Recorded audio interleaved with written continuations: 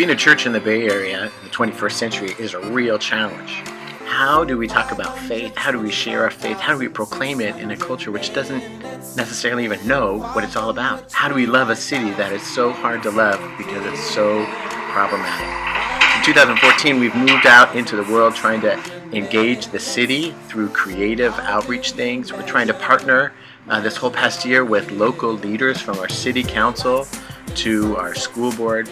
We're working with community groups and recovery groups, as well as with other Christians around issues like Black Lives Matter, partnering with Oakland community organizations, and working with Primera Iglesia to try to serve our Hispanic and Spanish-speaking brothers and sisters here in Oakland.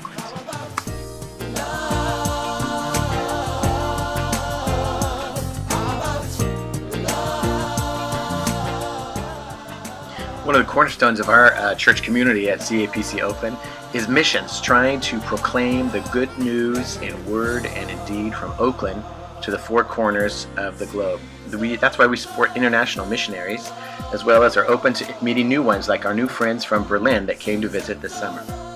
We do many things also that are locally because God's love is needed right here in Oakland, whether that's from our Friday night meals, where we served over 4,500 meals in 2014, to our food closet, where we give out food each and every Sunday after church. In 2014, we gave over 200 bags of food that was largely donated by members of our church. And at Thanksgiving, where we have our annual Thanksgiving meal that's going on, it's more than the 30th year, where we serve dinner to more than 200 people and involve over 100 different people from different and diverse ages in service to our community.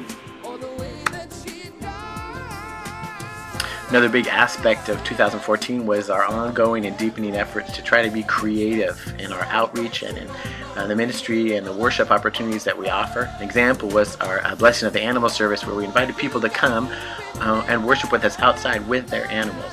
How will people know if we don't go and tell them about what we believe and how we have experienced God's love? Youth and children have long been a big priority for the community at College Avenue Presbyterian Church, and we believe that it's not just about the church of tomorrow, but it's the church of today, because our kids and our youth are part of who we are in an intergenerational community. And so we continue this year with our 4th annual Recreation VBS that we've always been doing, partnering with other churches, as we partnered again with First Presbyterian Church of Oakland downtown to provide a week of art education, civic engagement, fun, and faith development, all trying to work with local politicians, local artists, and local musicians in an effort to build up our city while we build up our kids. We even spent this year talking about Ferguson a little bit and engaging kids as we fed the hungry and the homeless here in Oakland. Part of another thing that we do with our children is that we want them to have great experiences, and sometimes that means they have to get out of the city in order to do that. And so we send our kids each summer to Westminster Woods Summer Camp just outside of Santa Rosa in the Redwood Forest, so that they can have a chance to do some things that they just can't do here in Oakland, as well as a chance to get away for sleepaway camp, which some people say equals a whole year of Sunday school. Plus, there's zip lines and swimming pools, so how could you not want it?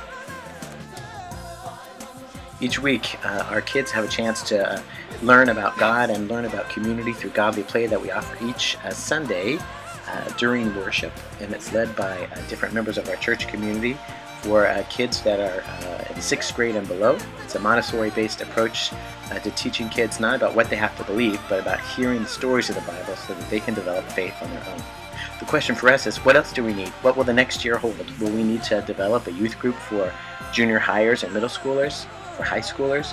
What about more activities than just godly play for our younger kids? Relationships and community are key. Now, community, I think, is a corny word maybe that's overused and a bit tired, but it's also true.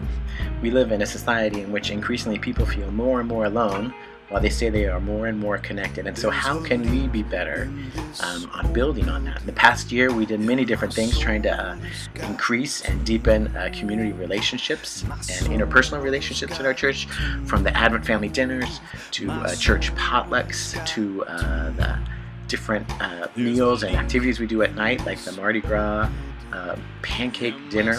We had a book club, we had theology classes, we also had coffee and conversation where we meet in a local cafe once a month for a conversation that's unstructured but always faith-centered.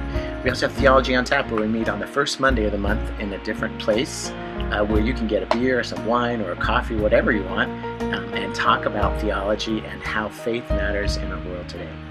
Our question for going forward is, how do we continue to develop that? How do we take what is so fabulous about those different groups, and in particular about our women's group that meets weekly, how do we deepen that and expand that to provide more opportunities for people to connect, to get to know each other, to talk about faith, to have fun, and to live life to the fullest here in Oakland, Piedmont, and Berkeley.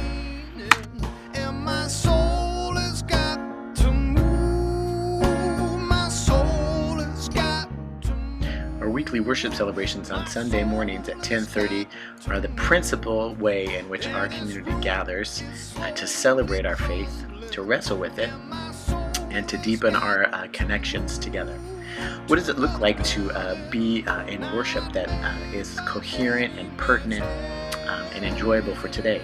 It can't just be what it was like back in the 16th century or even back in the 1st century. We live in a different time with different needs and different questions. And so even though things have changed and even though they're still the same, we are trying to worship in a way that is engaging all of us at all our different levels with all of our different gifts. So this year we celebrate that we started a new choir, resurrecting that, having a great time at Christmas and beginning that on a weekly basis. We had again a big turnout at our Christmas Eve service and over the Easter season. We also are continuing to seek to do creative things like the winter solstice, longest night service, prayer stations at different services, as well as using the prayer cards and different ways in which we can engage each other with prayer and spiritual support. So the question remains for us is, how do we continue to make worship something that is fun, something that is coherent, and something that is reflective of the cultural diversity as well as the theological and spiritual diversity of our community as we celebrate that God is alive in the world now, with all of the complexity and all of the questions and all of the cultural clashes that we have, that God is alive in the middle of it. What will that look like in the next year? How can we deepen that? How can we continue to grow our forces of liturgists and people who can help lead worship, whether it be singing or prayers or maybe even preaching? Who knows? What does the future hold for us?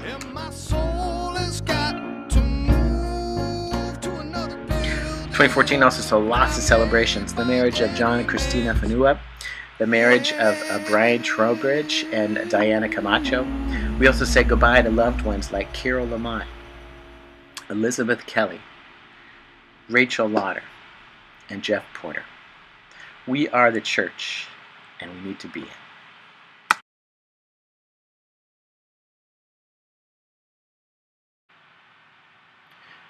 We're blessed by a great building built by Julia Morgan Wright in the center of Oakland that we could never even hope to buy if we had to raise money to do so today.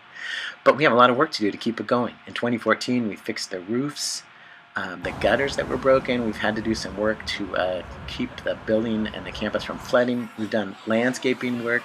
We've done electrical work. We've done work with the phones and work with the plumbing, which continues to be a big problem for us. What do we have in store for us in the future? We have to take care of our building, whether it's the gym or maybe installing a handicap-accessible bathroom on the floor of the sanctuary so that more people can easily use the bathroom when they come to join us.